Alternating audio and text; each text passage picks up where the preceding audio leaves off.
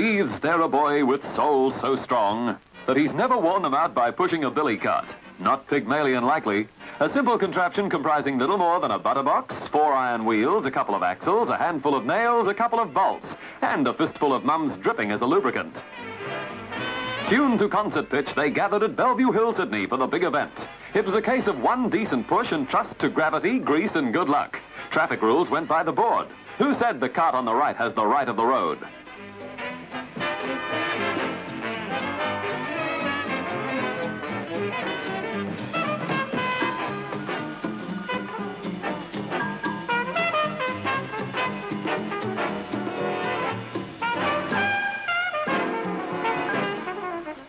It was an all-in crash as crash can wrestle for the lead. And with such a mass production of speed and squeals, there had to be a big turnover. And over. And over. But fortunately, the toll of the road on this particular day was light. You had to be rash to be in it, gravel rash. And the winner, a potential Jack Brabham. But from billy carts, we passed to a Neddy cart, a 1-horse-powered tram in Christchurch, New Zealand, as shaky as the Isles themselves. Here's the pride of Melbourne, a cable tram first introduced on November 11th, 1888, on the run from Flinders Street to Richmond.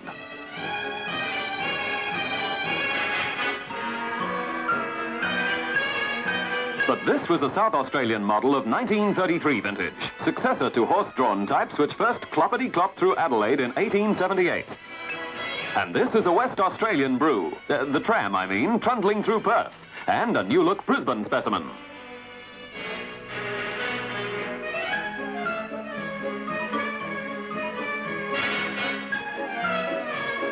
The double-deckers of Hobart have always been a distinguishing feature of the Apple Isles capital, with their bow collectors instead of the conventional trolley pole. The service, which started in 1893, became the oldest surviving electric system in Australia. The first tramway service in Australia started in Sydney on December 23rd, 1861, horse-drawn between Circular Quay and Devonshire Street. But because of shopkeeper opposition, it stopped in September 1866 and the rails were removed. 16 years later, steam motors arrived from the Baldwin Loco Works in Philadelphia. There's a well-known saying, an old dog for a hard road. But this New Zealand pooch, not so old, hit the headlines on a main road and right in the shopping centre. Hey, you want some meat? You do? Oh, well, go on. Go on, walk into the butcher's and buy it. Here, this way. Round that way. Go on. Okay, Fido, here's your finance. Better hop in for your chop. Hello, Jack. You come for the meat.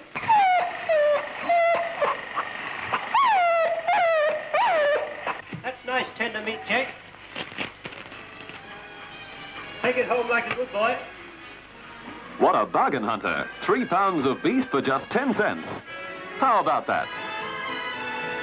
And how about this bout? Just another publicity stunt staged in Florida by the backers of world heavyweight champion Primo Carnera, the Ambling Alp.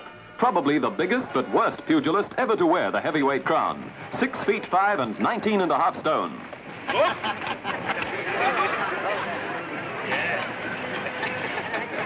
The bull-headed Italian had somehow managed to knock out Jack Sharkey in the 6th round at Long Island, New York. But he was not to reign for long. After this brisk workout, he came out against Max Baer, but went down cold in the 6th. An Ambling Alp crushed by an avalanche of blows from a man, not a kangaroo.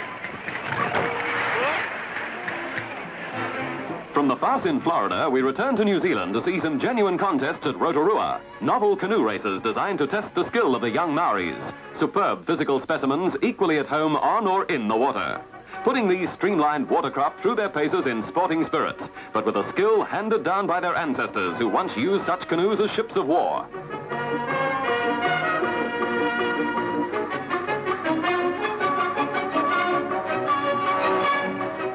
Such an obstacle as this would present no difficulty in Tonga, a South Pacific paradise where the natives have been canoeing since the 10th century. A 250-square-mile kingdom under British protection since 1900, where the word depression was unknown.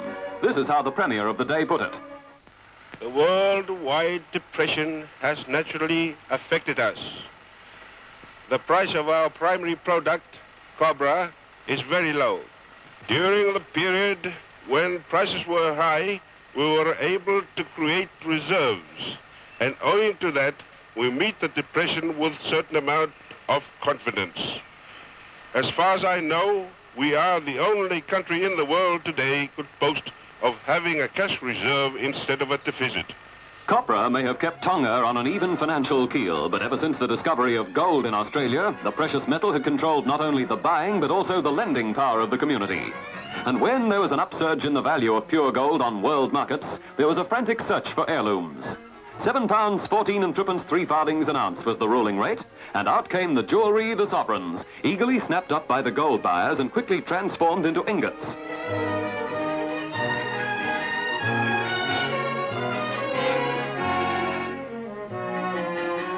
The insatiable thirst of crucibles destroying in a few seconds the painstaking product of artisans, just to return them to the shape of a brick of gold.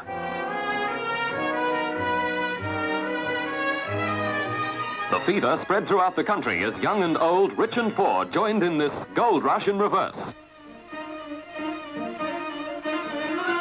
It became an endless chain. You sell your old gold to get money to put in the bank, to draw out to buy clothes, in styles which perhaps will require gold accessories. Styles such as these, possibly humorous to us now, but who knows?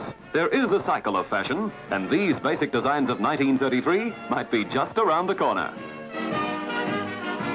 Puffed sleeves, hiding the knees, an accent on frills, drastic changes which are the product of the whims of designers in the leading fashion houses of America and Europe.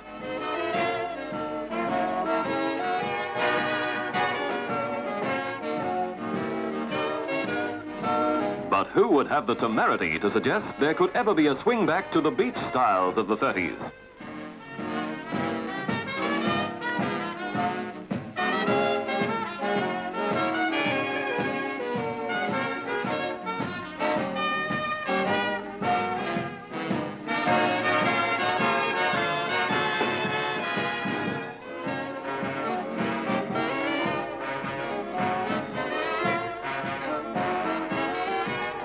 This is Bondi on a summer day in 1933, when the beach sported 2 concrete piers, later demolished by officials during the Japanese invasion scare.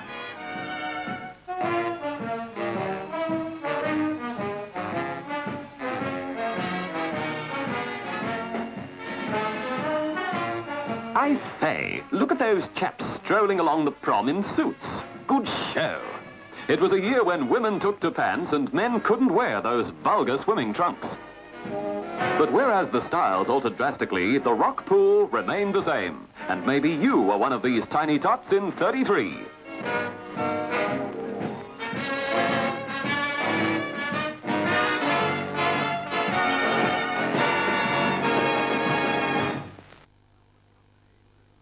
Melbourne Cup Day with its worldwide appeal. This year, a pony-sized 3-year-old was the centre of interest. Hallmark had won the AJC and Victoria Derbies to become the early favourite.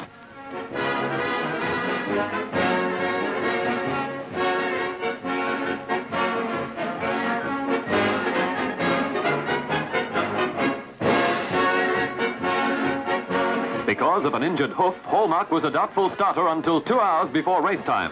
His price drifted to 10s, but when the barrier went up, the books had brought him back to 4s with Rogilla, #1 pick from the crowd of 95,000.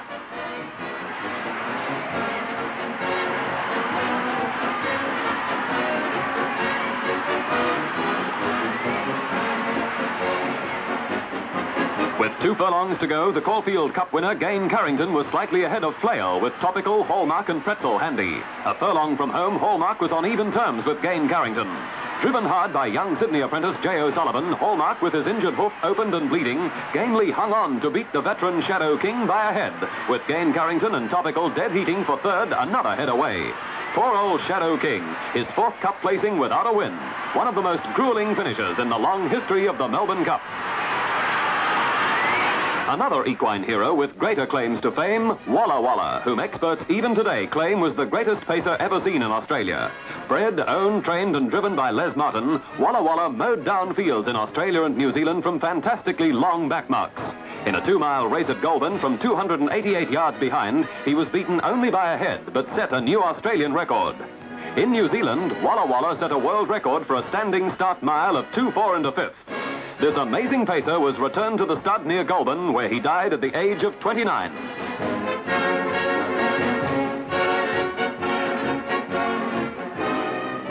At the Los Angeles Olympic Games, a husky blonde-haired Australian easily won the single sculls gold medal, a feat he'd already performed at Amsterdam in 1928 and at the first Empire Games at Hamilton, Canada. Bobby Pierce, carpenter by trade. Hit by the Depression, he left Sydney in 1933 for Canada to challenge Englishman Ted Phelps for his world professional sculling title at Toronto. Here you see Bobby coasting to a 300-yard win, which earned him 1,000 much-needed English pounds and the title which he held until his retirement 12 years later, undefeated.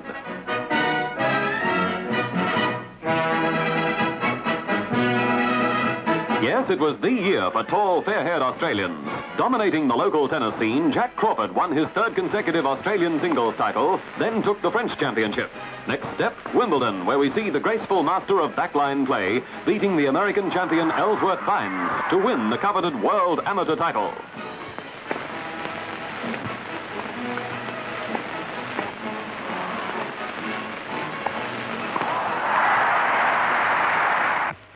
I feel honored to know that after 11 years, I should be the first to bring to our great sporting country the most coveted title in lawn tennis. The winning of this event entitles me to the privilege of having my name added to the list of champions, which include Wilding, Brooks, and Patterson. The final game will always remain in my memory as the greatest and most exciting match I have ever played. And in Ellsworth Vines, I had a sporting opponent of the highest caliber. A year earlier, Fred Henneberry stopped Jack Carroll in 13 rounds at Sydney Stadium. On August 20th the same year, Carroll evened the score with a points victory over 15 rounds at Melbourne Stadium. This then was the decider before 12,000 yelling, whistling and hooting fans at Sydney Stadium on September 18th, 1933. They'd waited 13 months for it and were not disappointed. It was a non-stop grudge fight from the first to the last bell.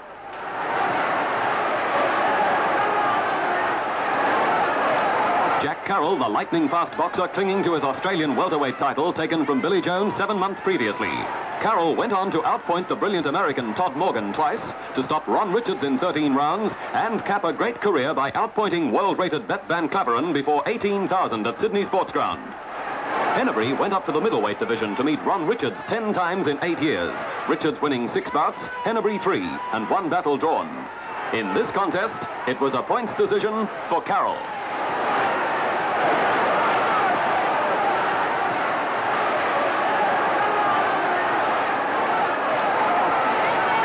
Bunged eyes, split mouths and slashed brows are part and parcel of the boxing game. But when blood flowed on Adelaide Oval on Saturday the 15th of January 1933 in the third test match between England and Australia, the record crowd of 50,962 cricket fans yelled "Blue Murder." The bodyline balloon exploded. MCC skipper Douglas Jardine brought his 3 big guns, Larwood, Allen and Bose, to bear on the Australian batsmen. They dropped them short on the leg stump, Larwood hurtling the ball down at 90 miles an hour.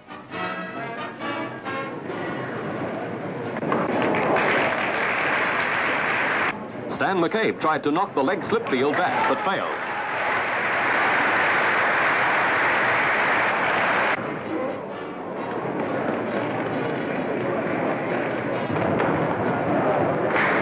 The great Don Bradman sought a counter, but was bowled around his legs.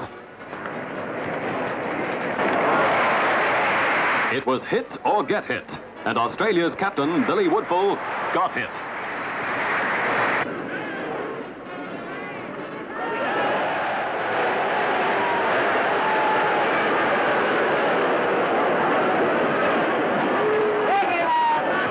Bert Oldfield was battered from shoulder to toe for nearly 2 hours. Another bumper from Larwood, and the ball crashed into Oldfield's temple.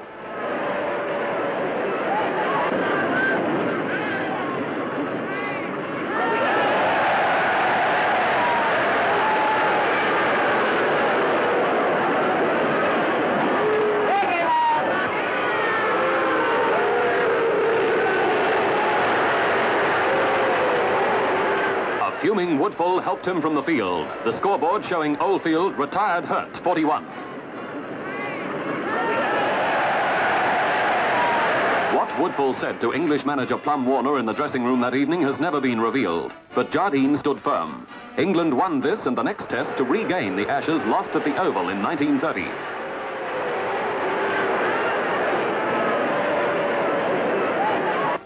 Perhaps the unparalleled situation, the deadly enmity which had developed, is best described by the cable sent to the MCC in London by the Australian Board of Control. It read, "Bodyline bowling assumed such proportions as to menace best interests of the game, making protection of the body by batsmen the main consideration, and causing intensely bitter feelings between players, as well as injury. In our opinion, it is unsportsmanlike, and unless stopped at once is likely to upset friendly relations existing between Australia and England." Bodyline, probably the greatest controversy in Australian sporting history. World headlines in 1933. A year to remember.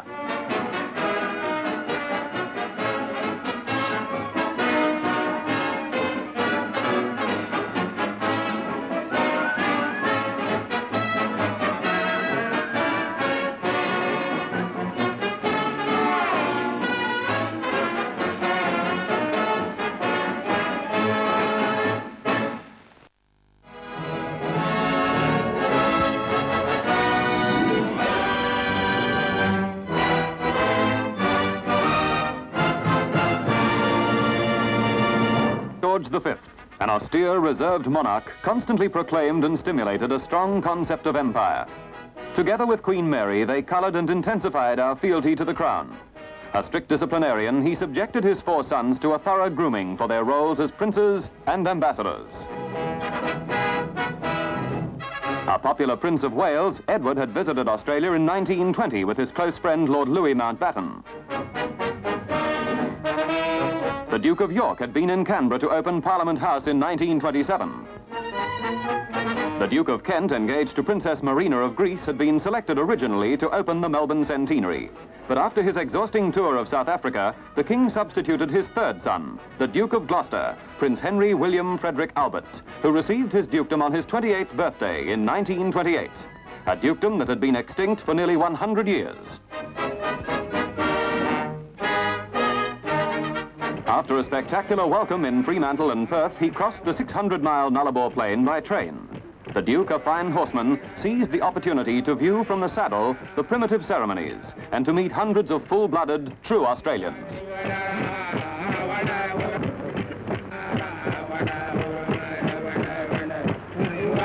Feelings of kinship and affection uniting Australia with the mother country were never so strong. Loyalty and devotion to the throne were never so solid when the Duke, in HMS Sussex, arrived in Port Phillip Bay.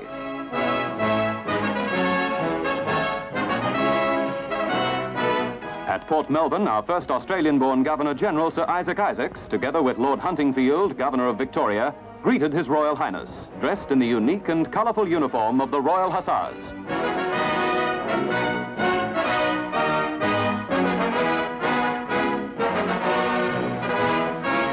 Prime Minister Joseph Lyons introduced former Prime Minister Billy Hughes and other cabinet ministers as an Air Force squadron of biplanes saluted overhead.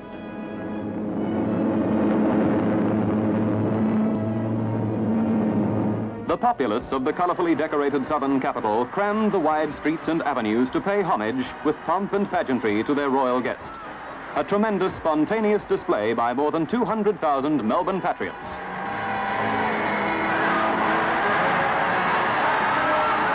Tumultuous cheering greeted His Royal Highness as the coach pulled up in front of Parliament House.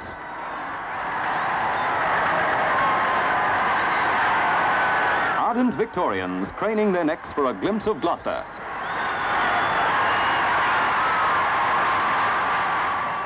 In charging me with this mission, the King gave me the following message to deliver to you. This occasion must stir the hearts of all interested in our empire history. On this occasion, I desire to associate myself with the King and Queen's prayer for the welfare of you all, and to thank you, Your Excellency, for the kind words which you have used in extending me so very warm a welcome. I have much pleasure in declaring the centenary celebrations open. It was a soul-stirring welcome befitting such an occasion. Melbourne Centenary in 1934. Armistice Day, November the 11th. Thousands of ex-servicemen, veterans of the Boer War and World War I, moved forward in silent tribute towards the Shrine of Remembrance, an 88-foot-high edifice of granite, capped with a symbol of glory in bronze. and a ray of light which falls on the Rock of Remembrance in the inner shrine at 11 a.m. each Armistice Day.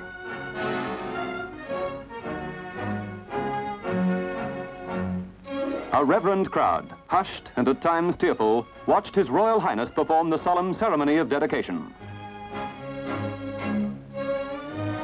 In Sydney, the Duke, greeted by the Lord Mayor, Alderman Stanley Crick.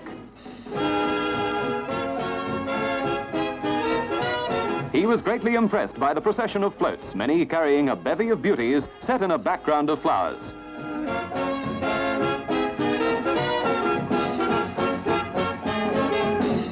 History was made at Manly when, for the first time, royalty attended an Australian surf carnival.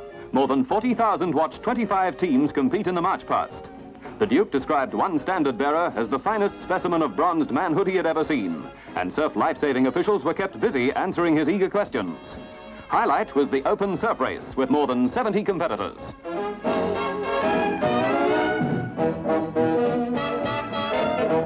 Yes, a great day for the Australian surf movement, and fitting that Australian champion Noel Ryan should be first home.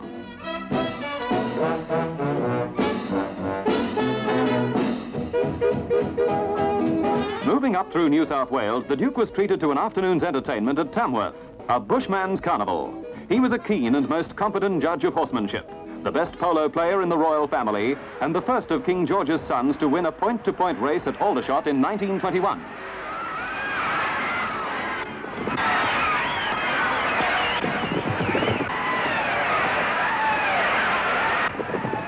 Hardened riders of the range in thrilling contests with plunging buck jumpers and fearsome steers risked their necks to impress the royal visitor.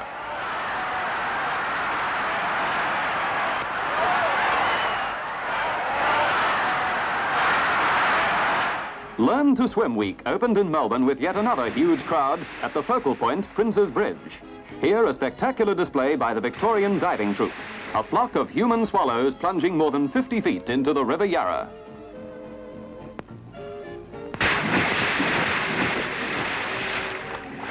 A mass flight, but here is a massive flight.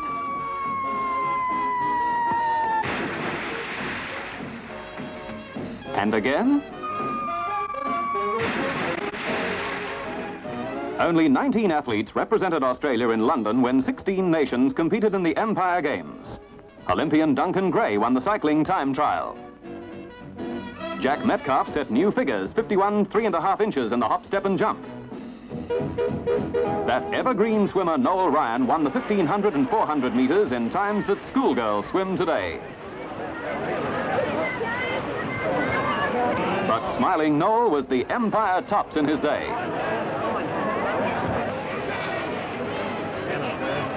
Surprise of the track events was provided by diminutive New Zealander Lovelock, who burst past 2 British Olympians to lower the game's record to 4 minutes 12 seconds. He later engaged in many duels with the famous American miler Glenn Cunningham.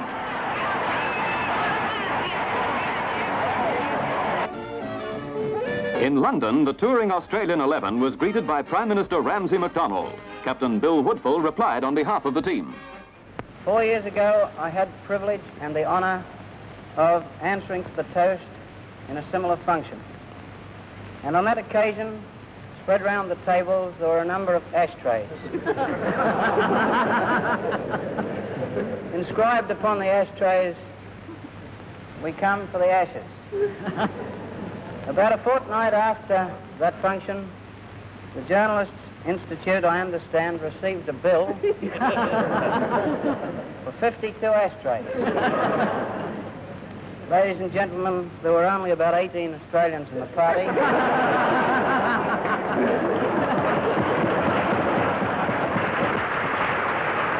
In the 5th test at the Oval, 2 amazing scoring machines, Bill Ponsford and Don Bradman, wrote yet another page in cricket history with a record partnership of 451. Both were holders of world record individual scores, and in this test, the famous Victorian Ponsford scored 266.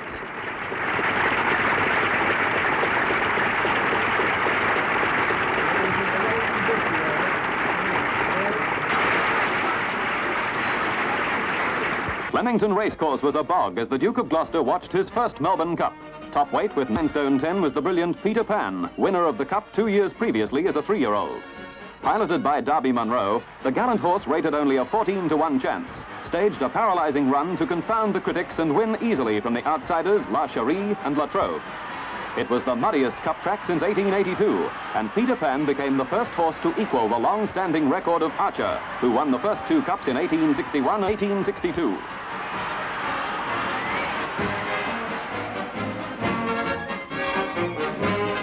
It was the fight of the century at St Kilda, Melbourne, when 6 boxers lined up in an all-in affair. It's who you like, when you like, and where you like. Bung rules, and the crowd loves every minute of it.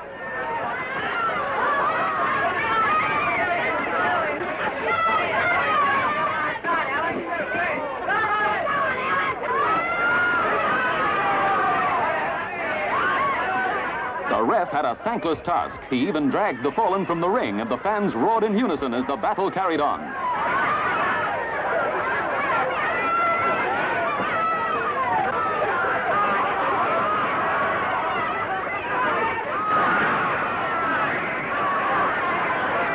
Disqualifications were barred.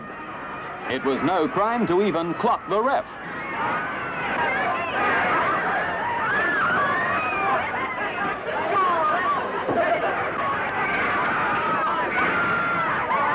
Four down and 2 to go, and Mr. Whiteshorts looks a certainty.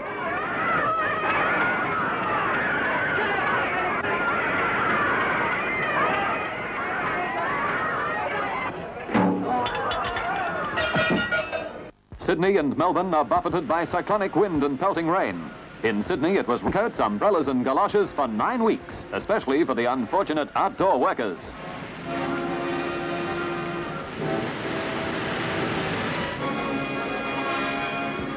And particularly for the traffic cop, the footboard tram conductor, and the drenched hansom cabbie. Dismal victims in 1934. In Melbourne, the gales raged for more than 3 weeks. Port Phillip Bay was whipped by flailing winds. Brighton Pier was one of the worst hit as the angry elements wrought millions of pounds worth of damage along the foreshores of both capitals.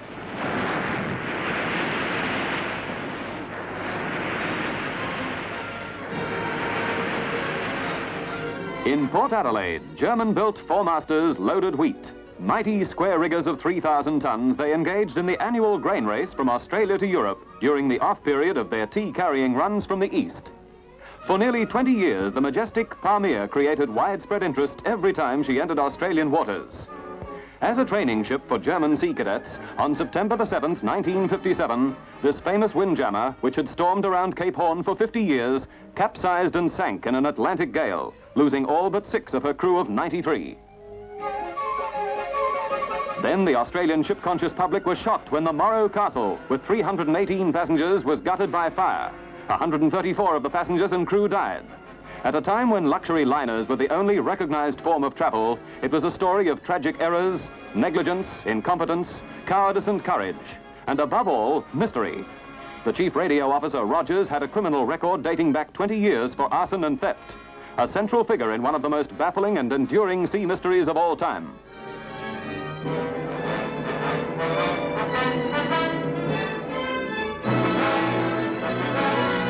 The death of the Morro Castle was followed just 20 days later by the launching of the 82,000-ton Queen Mary. 200,000 people in drenching rain watched Her Majesty christen the £9.5 million Cunarder at Clydebank. During her 29-year career, the Queen Mary was a transatlantic liner, troop ship, hospital ship, a floating Whitehall, prison ship, bride ship, and once again a transatlantic liner. In peacetime, she carried 2,000 passengers a trip, but in war, 15,000 troops at 30 knots. 6 times she visited Australia during World War II. In all, the Queen Mary's passenger list reached the staggering total of 1.75 million.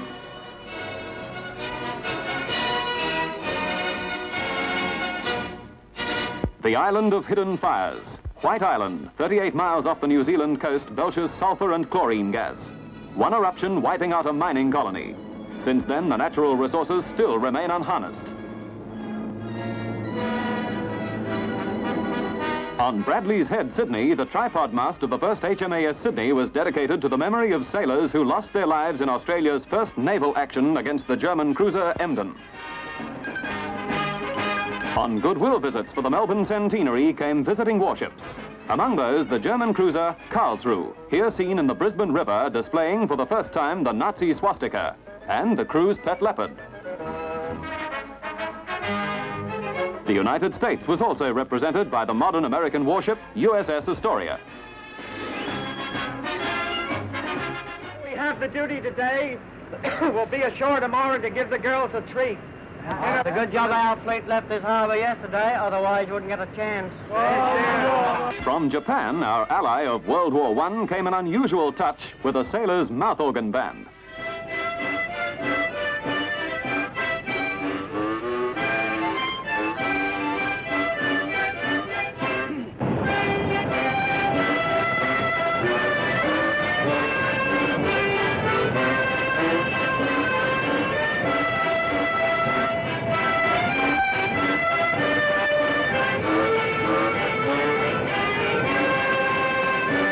Yes, and they brought their own score, a new twist on naval music. It's showtime, and the voice of popular radio announcer Donald Day describes the scenes in his own inimitable style. And see the happiest man in the world. He's single. There's the man who can eat nails, screwdrivers and chisels. He's no amateur. The strong man, he eats 2 tons of onions every day. He's strong, all right. The Wonder Woman who hasn't spoken for 5 years. She's dumb. The wild man and the wild woman both in the one tent. That's why they're wild. Ha-ha, the galloping major. And when you've seen all these dizzy wonders and round about here, you can see all the roundabouts to make you properly dizzy.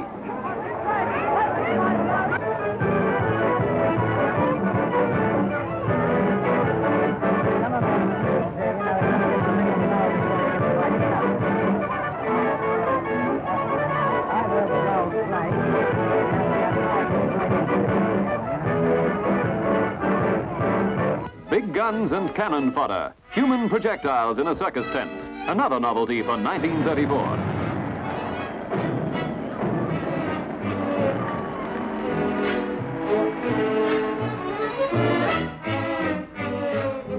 And nothing is too daring at this magician's conference. An artificial anesthetic, and then the saw.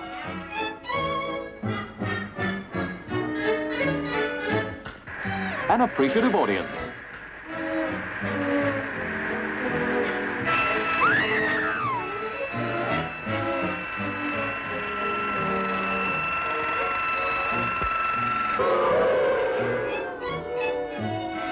If you're from New South Wales, no doubt you've felt like doing this many times.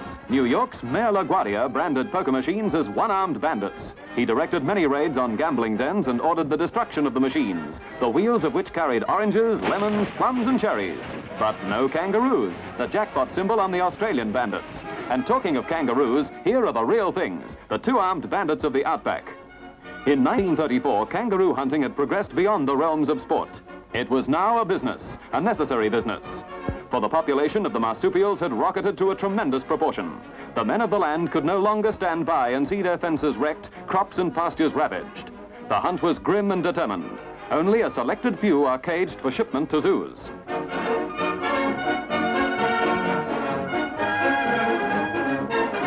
Many swarms of locusts or grasshoppers 10 miles in extent can travel 25 miles between dusk and dawn. In 1934, these first cousins to the plague locusts caused £3 million worth of damage in New South Wales. There's more than one way of reaching the top in life, as this New Zealander shows. Using mountaineer's spiked boots and hand ice pick, he literally walks up this giant kauri tree.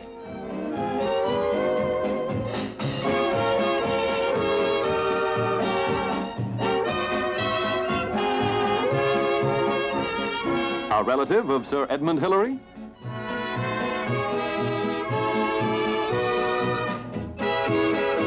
These films taken in the Hobart Zoo are probably the only ones in existence of the Tasmanian wolf. This striped tiger-like marsupial is almost extinct, although great efforts have been made to find more living specimens in the uninhabited west of Tasmania. No effort was spared to impress and entertain the Duke of Gloucester. These wild camels were brought to Adelaide from the sandy wastes of Central Australia. With them came Aboriginal stockmen, experts in the saddle, but not so hot on the hump. The stirring deeds of many famous Australian aviators had enthused our younger generation, and model aeroplane clubs like this one in Victoria began to mushroom. It was great fun winding up the propellers with elastic bands. No doubt many of these lads were destined to fly in World War II.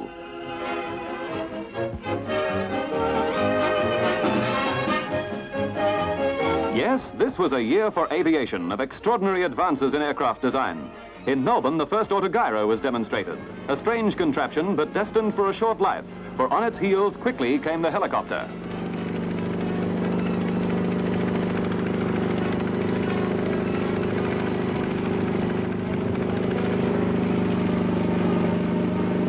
Then famous designer Wing Commander Wackett came up with a twin Napier-engined high-winged monoplane, the Kodoc, so named because the parts were made at Cockatoo Dock. A great achievement for 34. Huge crowds gather at Calais to celebrate the 25th anniversary of Louis Blériot's history-making first crossing of the English Channel. On July 25th, 1909, in half an hour, he flew his famous monoplane to Dover. Blériot, who 5 years later took the first airmail from Sydney to Melbourne.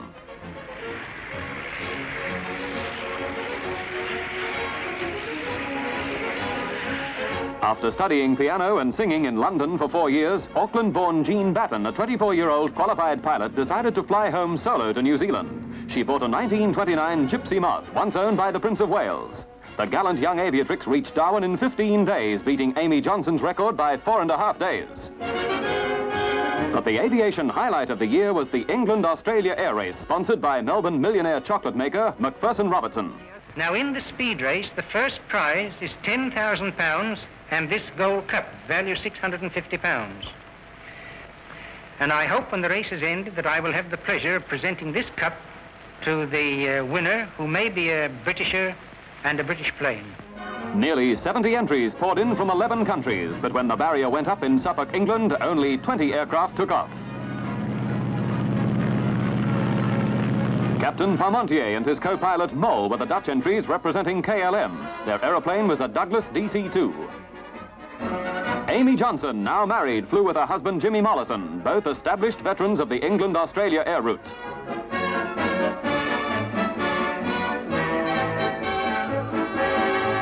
The American-built Boeing transport was piloted by the colorful American Colonel Roscoe Turner. But there was one name missing from the starters: Smithy. Charles Kingsford Smith and navigator P.G. Taylor had planned to compete in the race. Bad luck and delay prevented them starting, and incredible as it seems, Smithy was accused of flunking it and actually received a white feather by mail. Deeply hurt, he and Taylor answered the slurs by taking off for the USA 1 day after the start of the race. A 7,300-mile ocean crossing in a single-engined aircraft. It was to be an epic of navigation. On December 4th, 1934, Charles Ulm and two companions, Little John and Skilling, took off from Oakland, California to fly to Australia. Contact was lost when the aircraft was about 500 miles from Honolulu. An intensive search by air and sea failed to find any trace of the plane or crew.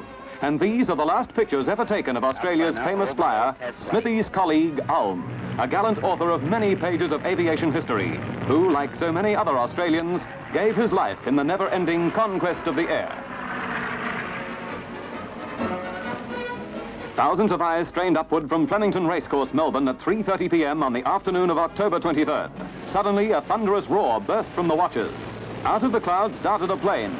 Gleaming scarlet against the somber skies, it screamed over the white finishing line painted on the racecourse turf. The greatest air race in history had been won by weary and unshaven Scott and Campbell Black, who had left England just 2 days and 23 hours before. But the race had brought its toll of death. 2 New Zealand flying officers had crashed in flames in the Apennine Mountains of Italy. Others had miraculous escapes when their flimsy craft crashed and burned along the route. 19 hours after the winners came the Dutchmen Parmentier and Mole in the DC-2 transport, followed by Roscoe Turner 3 hours later. Within the next 10 days, 5 more planes battled their way to the finishing line. Scott and Black, with others, had opened the lanes along which commercial air traffic was to flow in ever-increasing streams between Australia and the Old World. My Lord Mayor McPherson Robertson, and ladies and gentlemen, a very short time ago I was sitting in the cockpit of an aeroplane flying towards an almost mythical place called Melbourne.